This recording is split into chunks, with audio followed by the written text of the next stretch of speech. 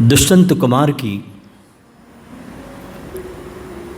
एक बहुत प्यारी पंक्ति है जो मुझे इस समय याद आती है। वे कहते हैं, आसमान में भी सुराग हो सकता है, आसमान में भी सुराग हो सकता है, एक पत्थर तो तबीयत से उछालो यारो, एक पत्थर तो तबीयत से उछालो यारो।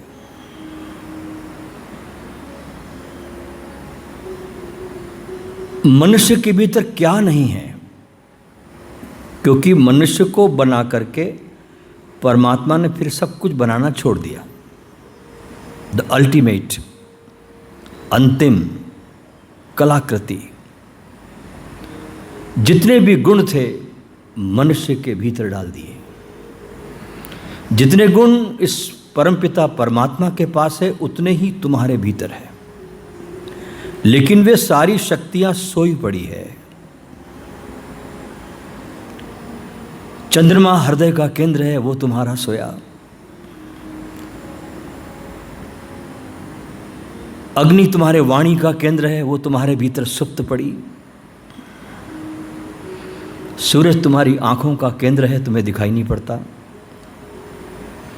बृहस्पति तुम्हारे रोम रोम में समाया हुआ है, तुम्हारे भीतर कोई संवेदनशीलता नहीं। ये सारी शक्तियां सुप्त पड़ी है, सोई पड़ी है। गुरु के सानिध्य में आकर इस शक्तियों को कैसे जगाएं,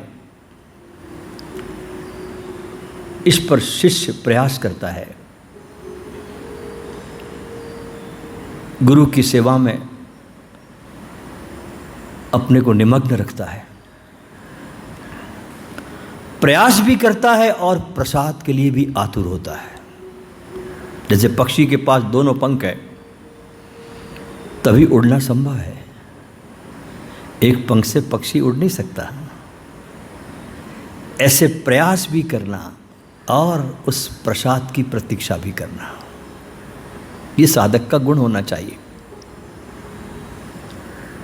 हमारे देश में एक बहुत बड़े संस्कृत के महानतम विद्वान, जिसका पूरे विश्व में नाम है, बहुत बड़े कवि हुए हैं, जिनको हम महाकवि कालिदास के नाम से जानते हैं। कहा जाता है कि कालिदास दिखने में तो बहुत आकर्षक थे, बहुत सुंदर थे, इतना खूबसूरत दिखता था ये कि दिखने में सुंदर था, बहुत आकर्षक था, लेकिन उतना ही मूर्ख भी था, बहुत मूर्ख था। यानी कहना चाहिए कि बहुत मूर्खता की सीमा के पार चला गया था, इतना मूर्ख था।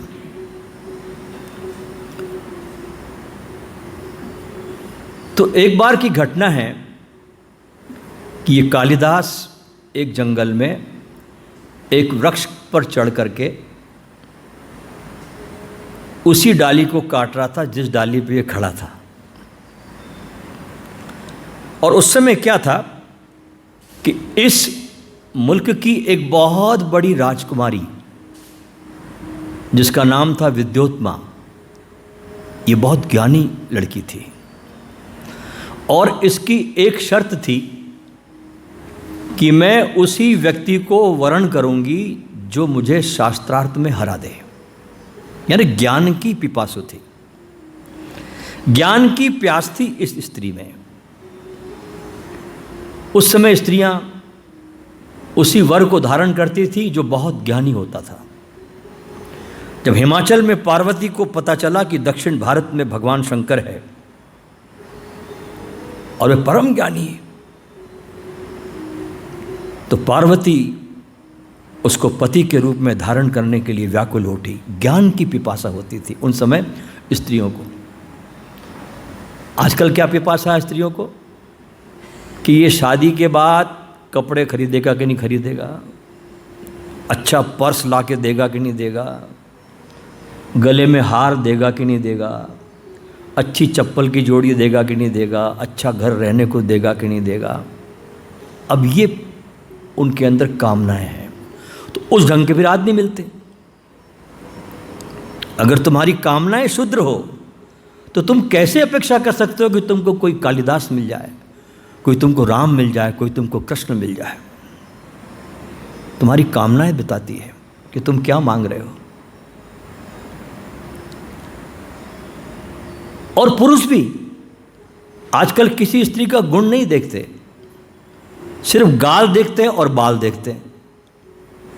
इसलिए स्त्रियां दिन भर अपने बालों को सजाने में लगी रहती है, क्योंकि उन्हें पता है कि पक्षी इसी घोंसले में आके फंसेगा।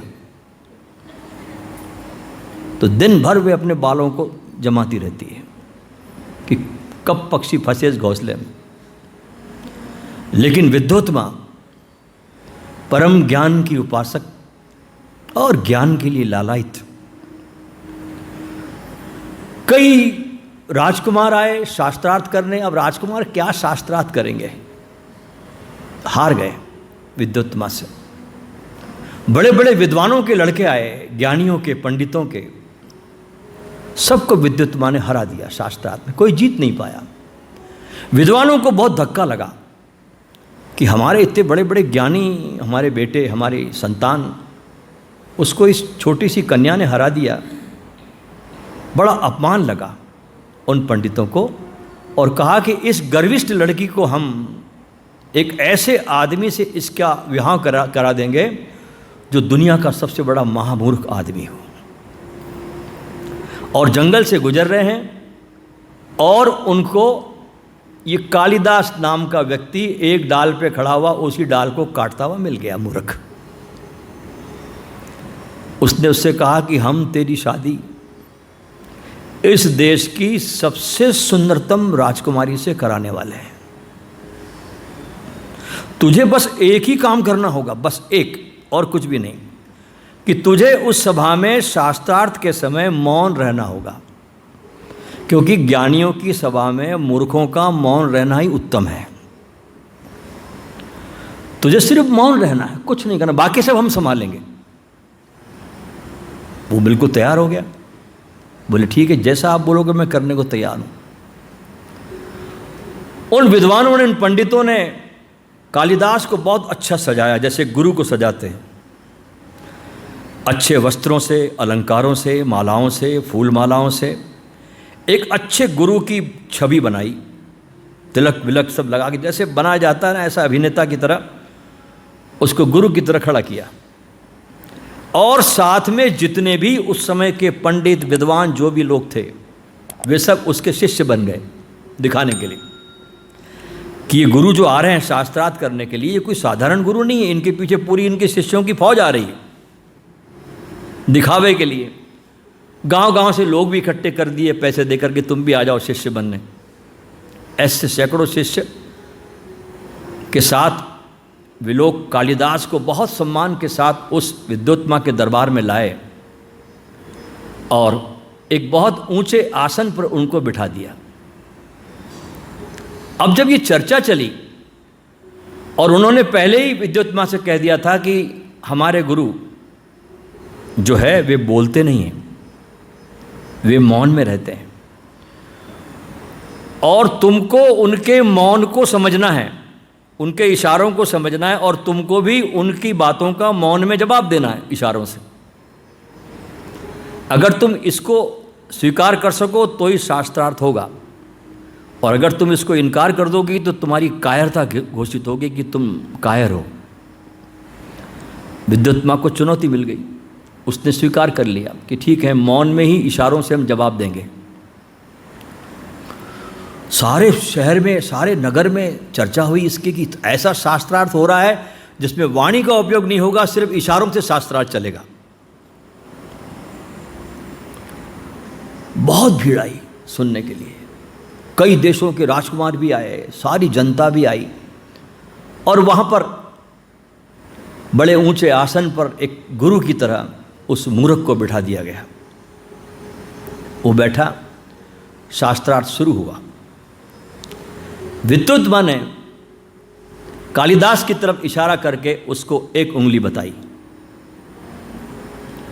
कालिदास तो मूर्ख था, उसने कहा ये मुझे ये कह रहे कि मैं तेरी एक आंख फोड़ दूंगी। तो उसने बदले में 2 उंगली बताई कि तू एक क्या फोड़ेगी, मैं तेरी 2 फोड़ दूंगा।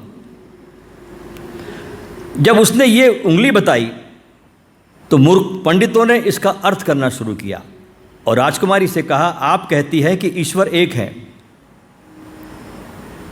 राजकुमारी जी, आप कह रही है कि ईश्वर एक है, पर हमारे गुरु कह रहे हैं कि एक ईश्वर से जगत नहीं बनता, ईश्वर और उसकी माया से ही जगत दिखाई पड़ता है, इसलिए वो 2 कह रहे हैं।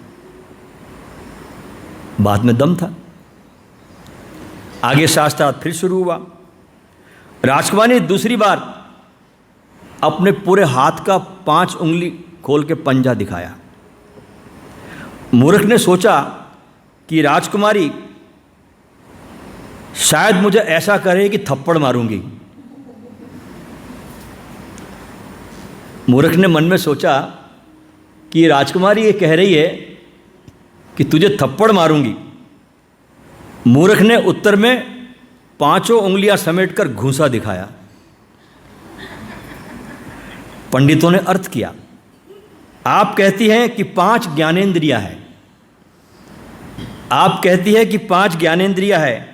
हमारे गुरुजी कह रहे हैं कि उन 5 को इकट्ठा करने से ही परमात्मा मिलता है।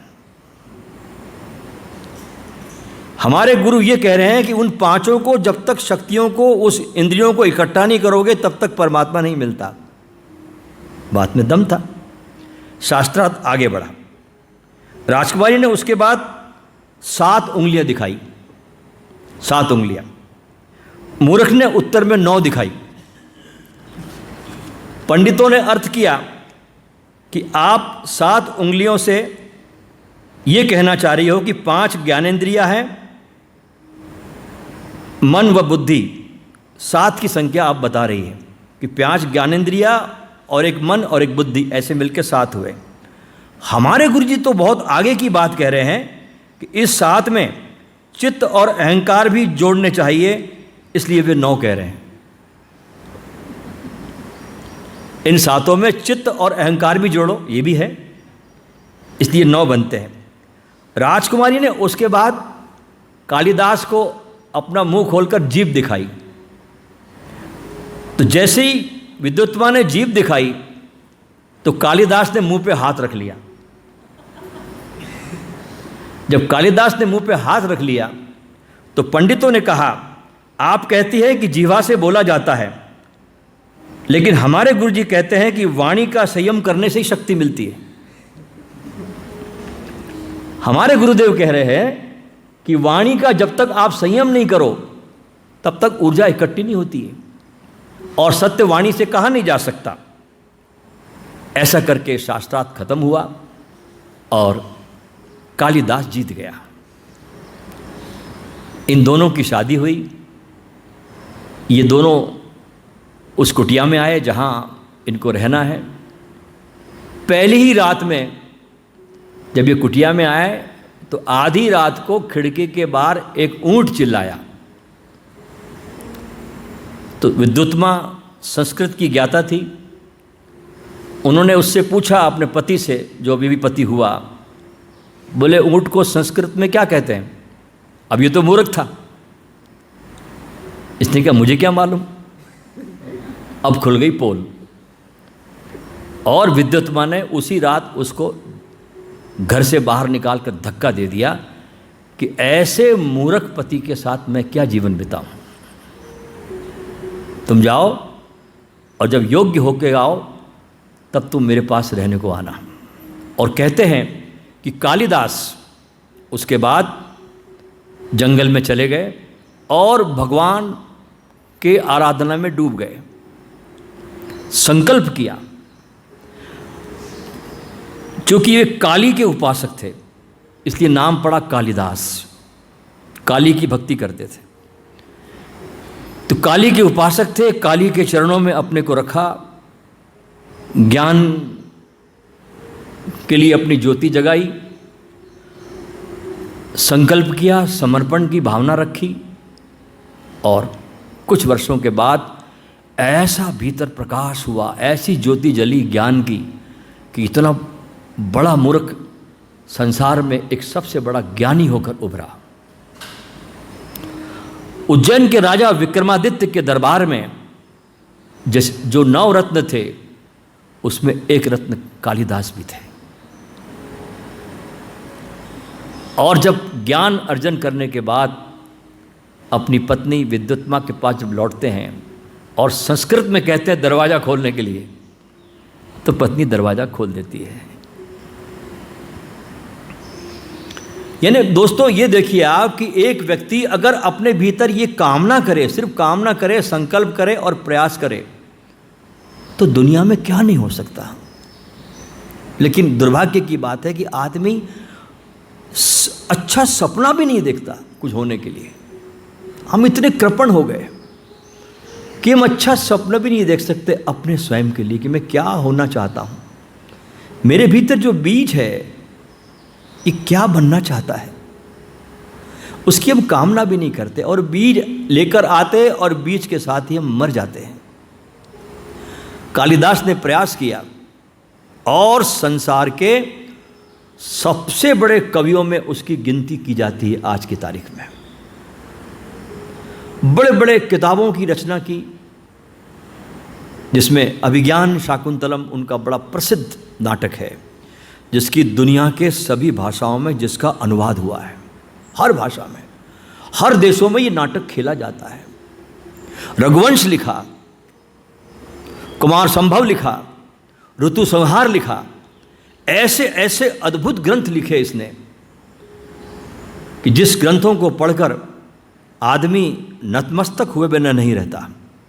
इतनी प्रतिभा को बाहर भीतर से बाहर लाया ये व्यक्ति। इसका अर्थ था कि ये इसके भीतर छुपी थी चीज़ें, प्रतिभाएं सब मौजूद थी, बस प्रकट भर करने की देरी है।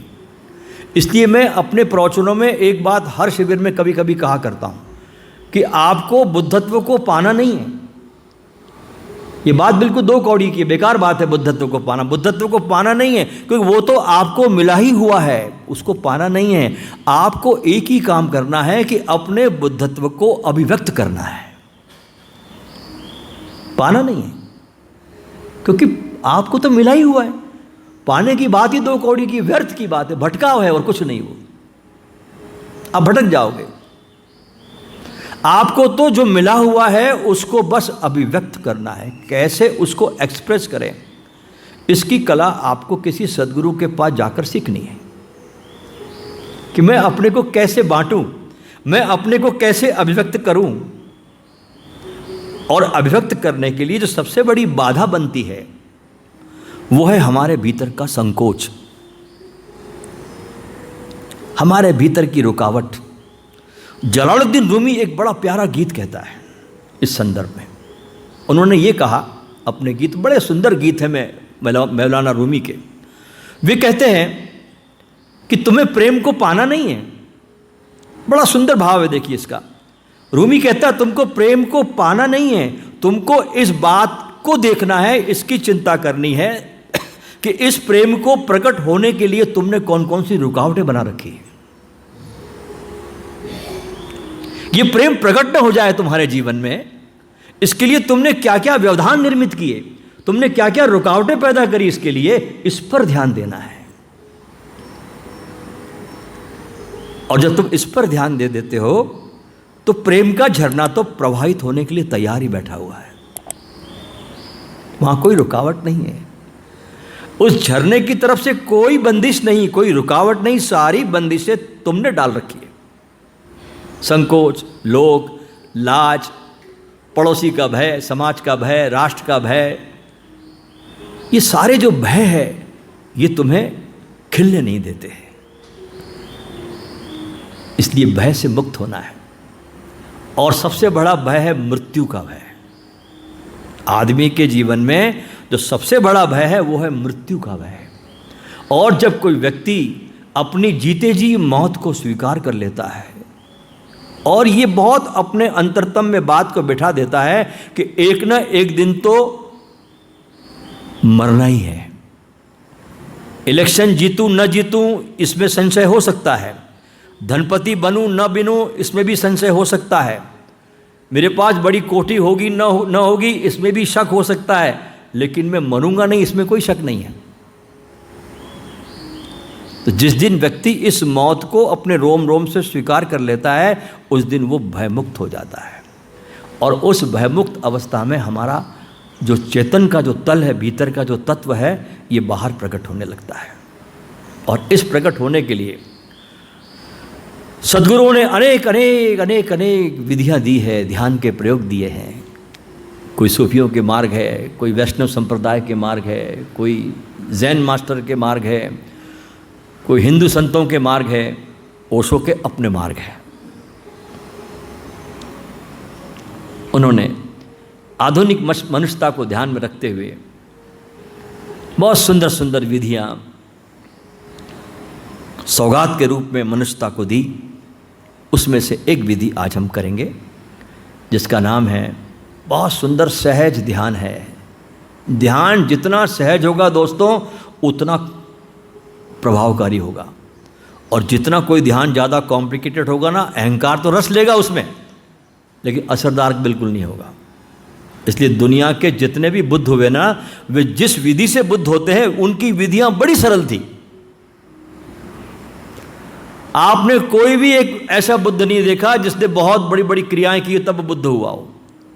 गौतम बुद्ध होते हैं किस विधि से? मात्र श्वास को देखने की विधि से। ये कोई विधि है? श्वास को देखते रहे, बस देखने वाले बन गए। श्वास चल रही है, आ रही है, जा रही है, और वे देखने वाले बन गए, बस हो गए। सहज योग के तिलोपा जिस विधि को उपलब्ध होते हैं अपने परम ज्ञान को, दिन भर बस इसी बात को उठते बैठते सोते जागते बस इसी बात का स्मरण रखते थे। वो उनकी विधि थी कि मैं एक बस खाली बांस की पोंगरी हो गया हूं, मैं खाली हो गया हूं, मैं बस एक खाली बांस की पोंगरी हो गया हूं, और वे खाली हो गए। तो दुनिया की विधियां बड़ी छोटी छोटी सी जिससे कि परमात्मा को पाया जा सकता है।